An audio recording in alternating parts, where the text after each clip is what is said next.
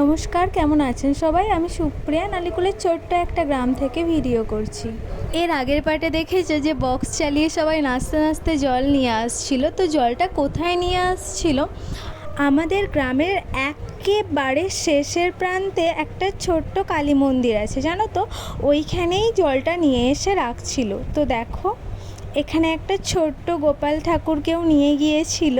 সব থেকে বড় কথা হচ্ছে কি, আমাদের পাড়ায় একটাই মাত্র পুজো হয়, আর সেটা হচ্ছে বারোয়ারি কালী পুজো। তাই এই পুজোতে সবার মন খুব ভালো থাকে, খুব হাসি খুশি থাকে। এই যে দেখছো, সবাই জল আনতে গেছে, সবার একটা করে বাঁক। আর আমার ভাইয়েরা কাল রাত্রি 9:30টার সময় করে বেরিয়েছিল। ওরা তো জল নিয়ে হেঁটে হেঁটেই এসেছে। আমাদের এখানে কালী মন্দিরের সামনের দিকটা খুব বড় মাঠ, আর ওই মাঠেতেই হচ্ছে গিয়ে দুটো বক্স আছে। এই বছরেই মনে হচ্ছে খুব বেশি ভিড় হয়েছে, প্রচুর লোক জল আনতে গিয়েছিল। তখন আমার মনটা একটু ভারাক্রান্ত যে আমিও যেতে পারলে ভালো হতো, কিন্তু তাতে কি হয়েছে, এর পরের বছর নয় দেখা যাবে জল আনতে যাব। এবার তোমরা আমাদেরকে জানাও তোমাদের ওখানে কালী পুজো কবে হবে, আর তোমরা কি সেখানে জল আনতে যাবে?